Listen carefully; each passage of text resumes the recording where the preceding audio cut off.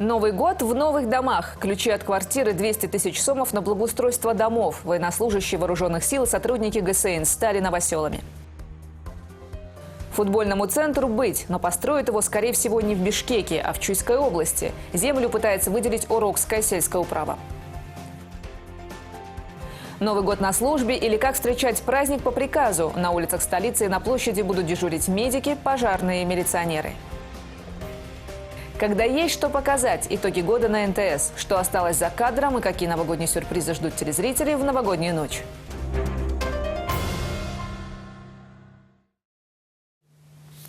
Эти и другие новости сегодня в эфире. Здравствуйте, в студии Айджан Казакбаева.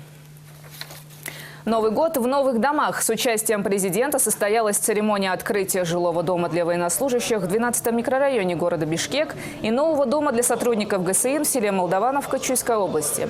Военнослужащие вооруженных сил и ГСН получили ключи от квартир. Поздравляя их с новосельем, Сооронбай Джейнбеков отметил, что это хорошее событие происходит в канун Нового года не просто так.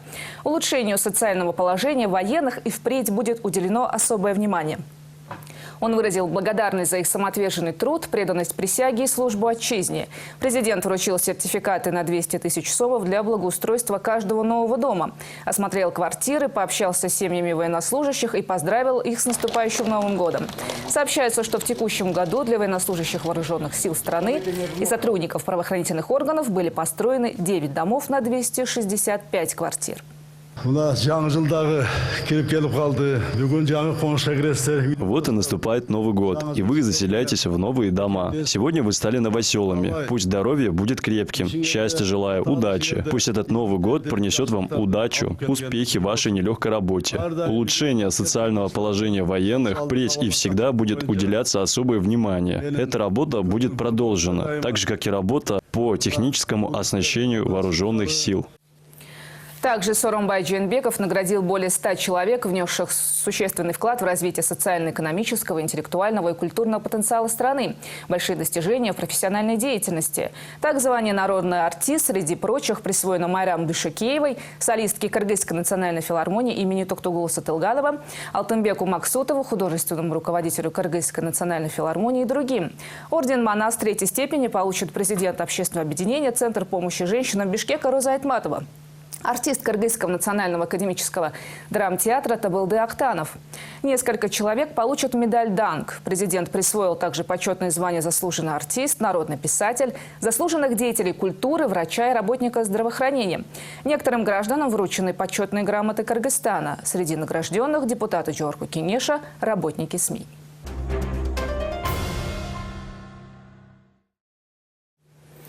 Дело досудебного производства по дороге Талас-Тарас-Сусамыр передано в прокуратуру города Бишкек. Об этом сообщили в ГСБЭП.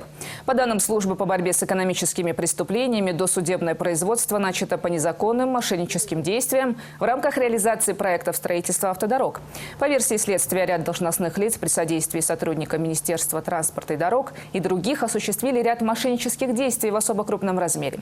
Они, сговорившись, завладели денежными средствами, выделенными на реализацию 3-й фазы автодороги Талас-Тарас-Сусамыр, составили фиктивные документы по несуществующим объемам строительных работ, манипуляций и мошеннических действий при проведении тендеров, закупки товаров, работ и услуг по завышенным ценам. Сумма причиненного интересам государства материального ущерба по предварительным расчетам составила более 379 миллионов сомов. Первомайский райсуд Бишкека отказал выдать Турции 2 сотрудников САПАТа. Судебное заседание прошло сегодня, в ходе которого и была рассмотрена жалоба адвокатов. Решение, что выдача иностранцев незаконна и необоснованно, принял судья Чингизбек Бердимуратов. Отметим, ранее Генпрокуратура вынесла постановление о выдаче Синана Йылмаза и Санджара Абдулхакима властям Турции для привлечения их к уголовной ответственности за совершение преступления на родине. Сообщается, что они находятся под стражей в СИЗО ГКНБ. Они обвиняются в соучастии в незаконном вооруженном формировании и вооруженной террористической организации на территории Турции. Также стало известно, что Синан Йылмаз и Санджар Абдулхаким просят политического убежища в Кыргызстане. Напомним, летом 2016 года в Турции подняли вопрос о закрытии кыргызско-турецких лицеев, якобы они имеют отношение к Фетхуллаху Гюлену. В марте 2017 года кыргызско-турецкий лицей Сибат переименовали в САПАТ.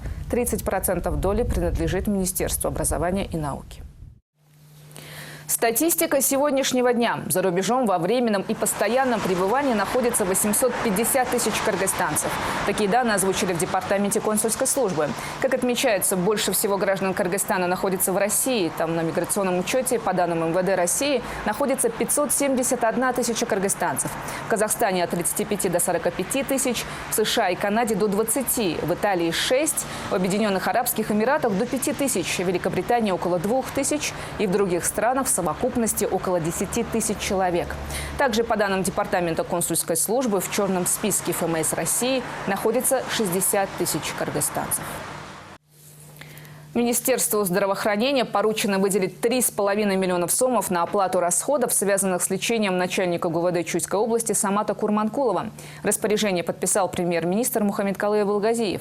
В данное время Самат Курманкулов находится в Москве. Его транспортировали 12 августа в Центр нейрохирургии имени Бурденко.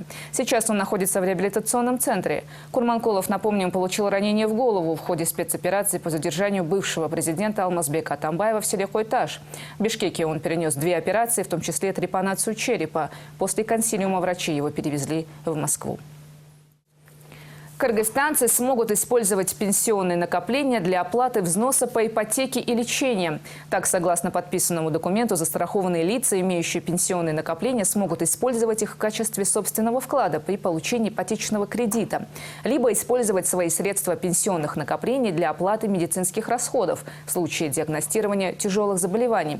Перечень тяжелых заболеваний разработан совместно с Министерством здравоохранения, и в него входят, в частности, случаи онкологических заболеваний. С 1 октября увеличение страховой части пенсии в Кыргызстане в среднем составило 10,4%. Футбольный центр все-таки появится. Может, и не по ранее представленному проекту, и пока не в столице, а в Чуйской области. Пока всю эту неделю город ставил условия Федерации футбола и с недоверием относился к их словам о готовности ФИФА и Азиатской конфедерации выделить грант на строительство футбольного комплекса, Орокский Аил Укмётой подсуетился и отыскал участок. Ориентировочно он находится в юго-западной части Бишкека по улице Масалиева, за жилмассивом Арча-Бишик.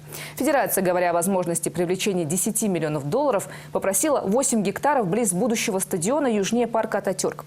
Но мораторий и план детальной планировки сильно ограничили выбор. Так город, чьи стадионы и футбольные поля в упадке, вероятно, снова пострадали от бюрократии. Ультиматумы ни к чему не привели. Переговоры по участку для футбольного центра между футбольной федерацией и мэрией Бишкека зашли в тупик. 3 дня жарких обсуждений депутатами Горкинеша, но решение повисло до 14 января. Это при том, что ФФКР попросила решить вопрос территории до 31 декабря этого года.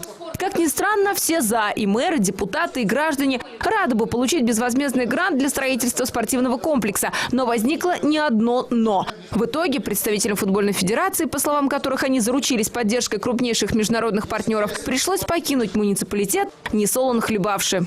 Как хотите назвать, грантодатель, донор, инвестор. Мы пришли в мэрию, мы вам построим. Покажите землю, грубо говоря. Если говорят, покажите землю, мы построим, вам передадим и совместно будем пользоваться. Не хотите? Ну, извините, если городские власти не хотят, чтобы здесь был у них объект, которого нету, мы развернулись и ушли. Вот сейчас пошли в Чуйскую область. При этом мы оставляем все возможности, что мы, скорее всего, Алге будем строить. Это их проблемы. Сегодня они есть, завтра выборы пройдут, новый кенеш, новый мэр будет, потом другой придет. Мы время потеряем. Мы сейчас хотим строить, чтобы быстрее дети там тренировались именно как клуб, как команда и все. Алга – исконно бишкекская команда. Наряду с Дордоем и Илбирсом осталась, что называется, бездомной. Если у первых и вторых есть где базироваться, Алге любимый город так и не предоставил клочка земли. Указанный футбольный центр должен был стать базой для национальной сборной и для них. Ведь сборная тренируется дома не постоянно. Футбол сегодня на пике своей популярности в стране. Наша команда под руководством Александра Крестинина в предыдущие пару лет буквально сделала прорыв и показала всему миру, что у наших ребят отличный потенциал в самом массовом виде спорта в мире. Стадион обещан главой государства. Но так почему бы рядом не расположить подходящий по мировым стандартам поля? Мы предложили почему ту землю, которая вот где будет городок. Мы просто чисто логически стадион там будет, там городок будет. И мы говорим, у нас логика. У нас много международных турниров мы проводим, когда принимаем разные группы. У нас команды живут в разных частях города. Тренируются в Канте. Здесь в городе полей нет. тренируются в Канде, играют на «Спартаке». Чтобы вот эту большую логистику не делать, иногда команды жалуются. Чтобы мы больше таких принимали, мы подумали, вот здесь поля есть, тренируйтесь здесь, построим гостиницу, живите здесь, и вот есть еще стадион. Земля под стадион, как выяснилось, выделена. Часть предоставил мэрия, другую – Аламединский район. Речь идет о 30 гектарах выше Южной магистрали, между парком Ататюрк и Южным БЧК. С одной стороны, 10 миллионов долларов потенциальных инвестиций – сумма завидная. С другой – земля – вопрос для города больной. Продлен мораторий на ее выделение. Нужны гарантии. ФИФА – это серьезная компания, говорю. И азиатский клуб тоже, говорит, федерация, она тоже серьезная компания. Они выделяют вот 3,5 миллиона. Но проект, он 10 миллионов стоит. Они говорили, что изначально говорят, что у нас есть 10 миллионов. В конце началось так, что 3,5 есть, остальные 6,5. Я говорю, подтверждение дайте, кто конкретно. Они говорят, вот у вас же, говорит, презентация стоит, вы даже, оказывается, не читали. Я говорю, я читал, смотрел, но говорю, вот эти руки мне ничего не говорят. Ну, мэрия это сказала, давайте нам дайте подтверждение, банковскую гарантию, мы вам выделим, и строительство контролировать будем мы. Говорили, что если мы до 31 декабря не будет выделен земельный участок, то данный грант сгорит. Мы обратились в федерацию, официально обратились, дать нам подтверждающие документы о выделении этого гранта. Потому что везде было официально заявлено, что есть грант в размере 10 миллионов долларов. Мы говорим, что если эта сумма сгорит, дайте тогда нам подтверждающий документ, чтобы мы при вынесении решения могли воспользоваться данным соглашением. Но данного документа, данного соглашения, данного решения нету. Видимо, планировалось получить земельный участок, оформить его и потом уже обратиться к гранту. Общая территория этого существующего спортивного комплекса, который называется «Трудовые резервы», составляет 6 гектаров. Чуть больше 6 гектаров, если быть точно, 6,24 гектара. Вот если так навскидку посмотреть, с левой стороны от меня огромное футбольное поле, с правой стороны еще 2 таких же больших футбольных поля и такое мини-поле. Рядом с этим спортивным комплексом есть еще и Каргачевая роща. То есть это огромный такой вот лесопарк, такая зеленая зона с большой территорией, где, естественно, есть и дорожки. Я более того скажу, что различные спортивные группы, любительские, проводят там бесчисленное множество мероприятий спортивного характера. Это и марафоны по бегу, это и спортивное ориентирование, это и маунтинбайк. Одним словом, это та территория, которая максимально дает дополнительные возможности для спортсменов тренироваться. Но от него федерация отказалась. Другие участки также или маленькие, или технически неподходящие, как, например, карьер в 11 микрорайоне. Как отметили в футбольной федерации, половину гранта придется там закопать. Ну а рядом с будущим стадионом было бы логичнее всего. Да по плану там иные объекты. Для того, чтобы выделять земельный участок под строительство стадиона, в генеральном плане и проекте детальной планировки там должно быть указано спортивный объект. В связи с чем мы через правительство можем этот вопрос инициировать и внести соответствующие изменения. Но для этого необходимо провести вот эти процедурные моменты. Мы предлагали другие участки, но они тоже категорически от всех участков отказались. Они просили у нас 10 гектаров. Но такой площади земли 10 гектаров на сегодняшний день в городе нету. А землю просят и шахматисты, и теннисисты, и борцы, и боксеры. Федерации отметили, что вопрос выделения земли поднимают еще с 2015 года. И Бишкек не единственный ареал их внимания. Из футболистов, тренирующихся на импровизированных площадках, ухабистых без покрытия, профессионала вырастить невозможно. Но если Карабалта или Чулпуната сами приходят к ФФКР с предложением выбрать участок, какой им подходит, то город апеллирует наличием множества мини-футбольных полей, на которых тренироваться могут лишь дети до 13. Пока Бишкек страхуется и ставит условия «утром деньги, вечером стулья», Чуйская область предложила участок в Ороке. И, как стало известно, федерация согласилась взять в разработку их территорию для привлечения грантовых средств. Елена Яковлева, Владимир Кулбалдиев, НТС. Самый известный и титулованный немецкий клуб «Бавария» приятно удивил всех своих болельщиков со всего мира благодарностью за поддержку в 2019 году. Для фанатов из разных стран было опубликовано отдельное сообщение, на котором баварцы выразили свою благодарность на разных языках, в том числе и на кыргызском. На странице клуба размещена открытка с нападающим Баварии Робертом Левандовски и надписью «Рахмат». Таким образом, грант мирового футбола на своей официальной странице в соцсети поблагодарил 117 стран. Отметим, что немецкий клуб ежегодно поздравляет своих болельщиков по всему миру.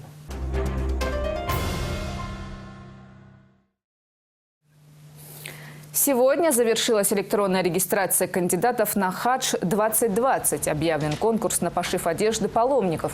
Также сообщается, что в данное время в Медине находится первая группа паломников, выехавшая для совершения малого хаджа еще 27 декабря. Между тем, Духовное управление мусульман Кыргызстана издало приказ для своих сотрудников в связи с празднованием Нового года. В нем говорится, что религиозные деятели не должны проводить пропаганду против официальных праздников, закрепленных в законодательстве Кыргызстана. Думка не может ограничивать кыргызстанцев в праздничных датах и не вмешивается в политику государства. Исламскими праздниками являются Орозу-Айт и Курман-Айт. А праздновать ли другие праздники или нет, решает каждый гражданин сам, говорится в сообщении. Приказ был издан после того, как в социальных сетях вновь начали полемизировать по поводу встречи Нового года. В строю даже в Новый год. В праздничные дни в усиленном режиме будут нести службу врачи, милиционеры, сотрудники МЧС. При этом Центры экстренной медицины отмечают, у них и сейчас аврал. Много заболевших ОРВИ. Накануне к ним поступило 870 звонков. Еще сложнее по опыту прежних лет, говорят они, будет 1 января. С сегодняшнего дня на усиленный режим несения службы также перешел весь личный состав органов внутренних дел. Продлится он до 1 января 2020 года. По республике заступят на дежурство 10 тысяч сотрудников, из которых 2000 милиционеров будут обеспечивать порядок в столице. Каково это работать в усиленном режиме в праздничные дни, узнавала Анастасия Соболева. В правоохранительных органах Талгарбек Асаналиев работает с 2007 года. Устроился сразу после армии. Говорит, это было его мечтой. Дослужился до прапорщика. Сейчас в новой патрульной милиции. С сегодняшнего дня, как и многие другие милиционеры, он заступил на 12-часовой режим. С 8 утра до 8 вечера будет контролировать общественный порядок. Следить параллельно и за тем, чтобы граждане соблюдали правила дорожного движения. Например, этот гражданин переехал двойную сплошную. Ему положен штраф в 3000 сомов.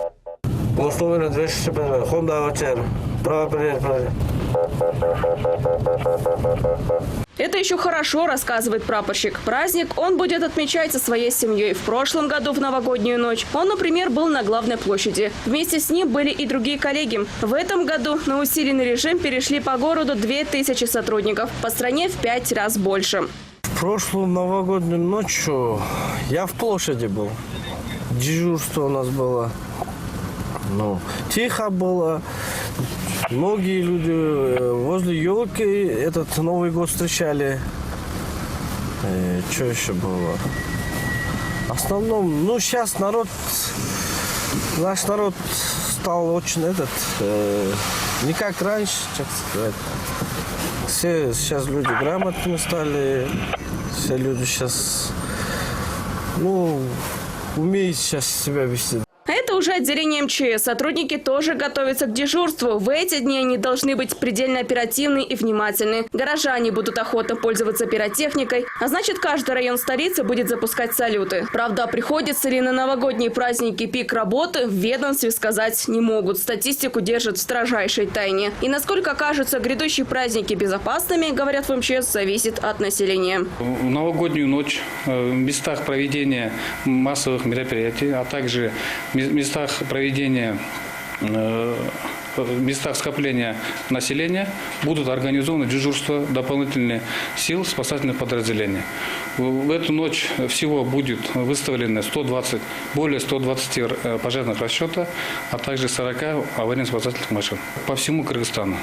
Учитывая угрозу этих происшествий, сотрудниками Министерства чрезвычайной ситуации в предновогодние дни были организованы пожарно-профилактические мероприятия по безопасному применению пиротехнических средств.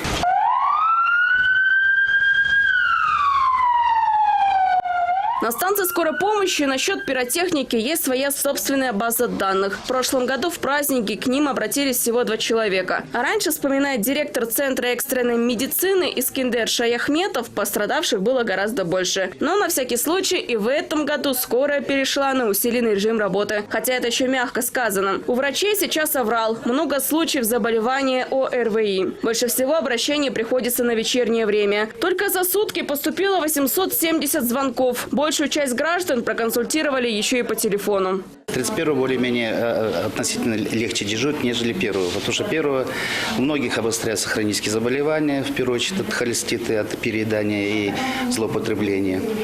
Вот. Ну, просто по опыту многолетнее наблюдение, что относительно 31-го более-менее спокойно. В Новый год сотрудники скорой помощи будут нести службу и на главной площади. На дежурстве 38 из 39 бригад. Там же на площади будут и специалисты МЧС, и те же сотрудники правоохранительных органов. Такая уж работа у них – работать, обеспечивать безопасность, пока другие празднуют.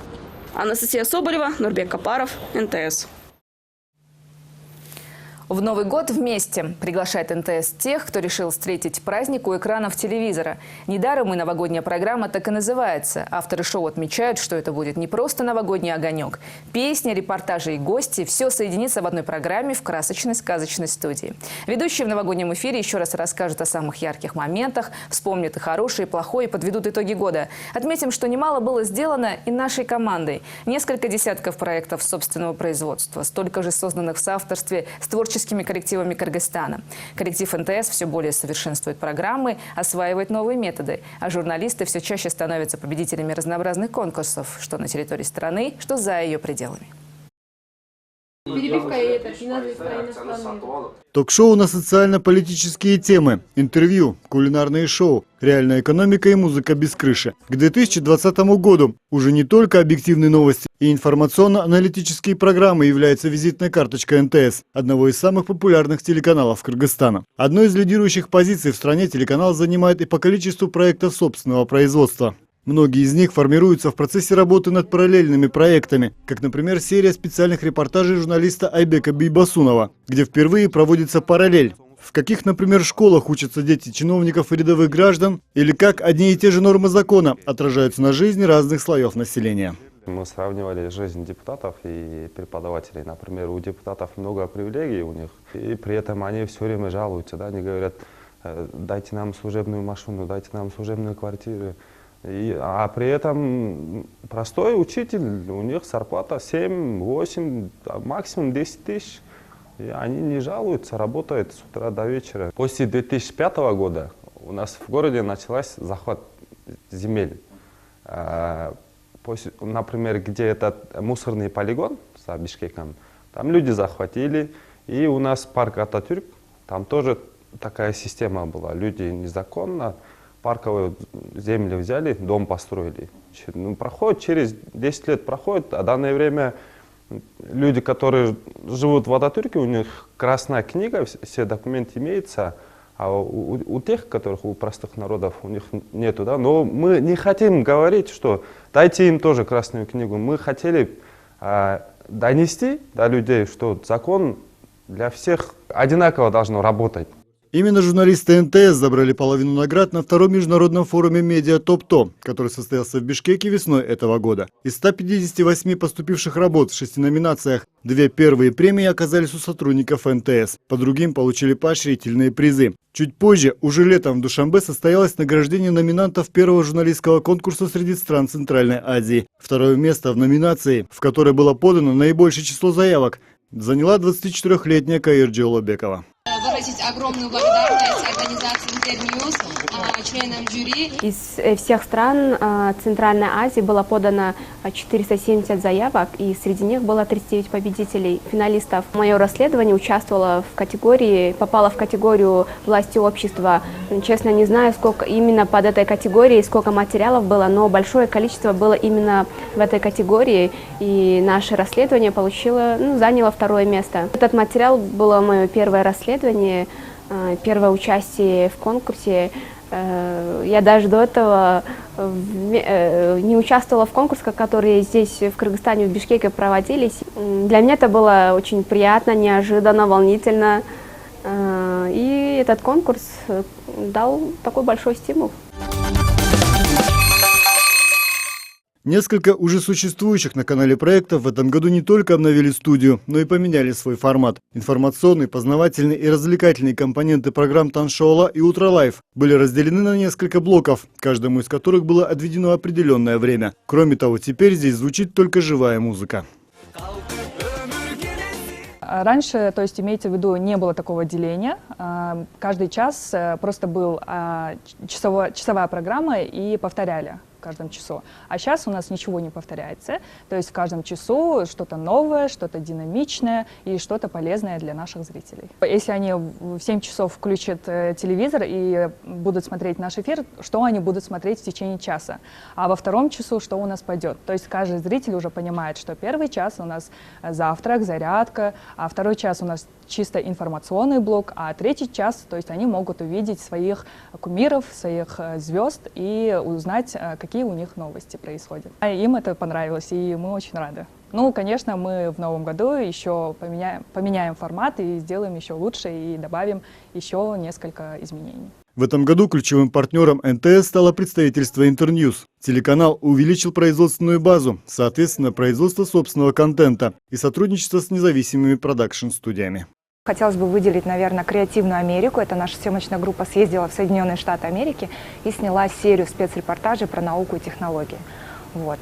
Были и путешествия внутри страны, это реалити-шоу «Вкусный Кыргызстан», это реалити-шоу «Мой Кыргызстан», про путешествия тоже по нашей любимой стране. Эти проекты, которые вышли в 2019 и которыми мы можем гордиться. Мы стали больше работать, наверное, с независимыми продакшн-студиями.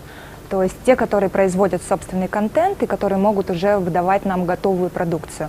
В этом плане понятно, что мы сами производим проекты, делаем программы, но нам очень выгодно, когда к нам приходят уже с готовыми проектами. То есть мы готовы, мы открыты, мы сотрудничаем с такими студиями очень активно.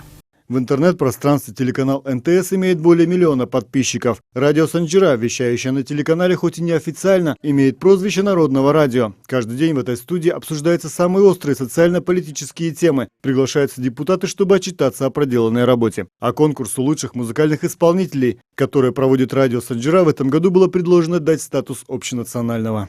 Мы очень гордимся тем, что нас называют народным радио. Одно из наших достижений в этом году – это конкурс лучших исполнителей Санжира Сыйлыгы. 5-й год подряд мы награждаем самых лучших исполнителей. В этом году от общественности прозвучало предложение сделать этот конкурс общенациональным. Через проект «Селькинчек» мы помогаем пробиться молодым талантам. В планах только расширение производства и запуск проектов, для которых какое-то время уже готовились условия. Один из самых законопослушных телеканалов планирует только наращивание производства собственного контента, опираясь на предпочтения телезрителей. Измерители аудитории пока хоть и дело ближайшего будущего, смотрибельность на канале определяет количеством звонков от телезрителей в прямом эфире или автором того или иного проекта. Мы намерены продолжить свою работу в этом направлении в следующем году. У нас в планах на следующий год, опять же, наращивание собственного контента, улучшение его, совершенствование. Некоторые проекты, которые мы совместно с партнерами подготовили, выйдут уже в эфир вне новогодних каникул. Это в формате ток-шоу, молодежные проекты. У нас в планах вывод в эфир интересных проектов, как музыкальных, так и социальных проектов, которые выходят в эфире радио Санжира. Это тоже у нас в наших планах, мы к этому долго шли. И в следующем году эти проекты радио Санжира будут также показываться в эфире телеканала НТС.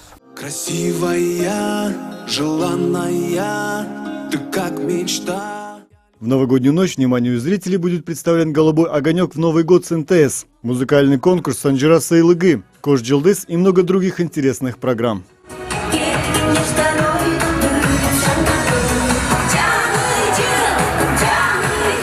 На новогодних каникулах в эфире телеканала будут показаны теледебаты студентов ведущих вузов страны о парламентаризме и много других новых и интересных проектов. Болт Исаев, Урмат Мамбеталиев, НТС.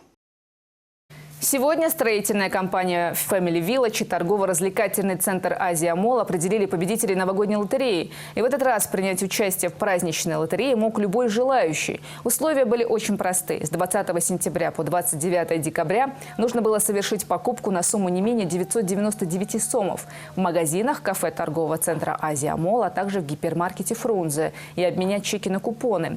В итоге сегодня разыграли 55 тысяч купонов, определили победителя, помогли юные кыргызстанцы. Сначала от имени торгового центра были разыграны 7 подарков, а после был и главный приз. Чтобы все прошло максимально прозрачно, победитель предъявлял паспорт, прежде чем забрать свою награду. Так, главный приз автомобиль Toyota Camry достался клиенту торгово-развлекательного центра Азия Молл Ирине Лим. Ключи от машины и сертификат победителю вручил партнер Азия Молл, представитель строительной компании Family Village. Розыгрыш транслировался в прямом эфире канала НТС. От строительной компании Family Village вручается сертификат, да, нашей победительнице Лим Ирине. И, конечно же, ключи от автомобиля. Мы собирали билеты всей семьей, у нас получилось 6 билетов. И мы, конечно, верили в победу, настраивались. Вот, и мысли материализовались. Вот, это очень и неожиданно в то же время, и долгожданно. Вот. Ну, все супер, просто Новый год в полном объеме. Немножко смешанные эмоции, но большое спасибо Азия Молл, это наш любимый торговый центр. Спасибо Family Village. Это были главные события на сегодня. С наступающим Новым годом и оставайтесь с нами.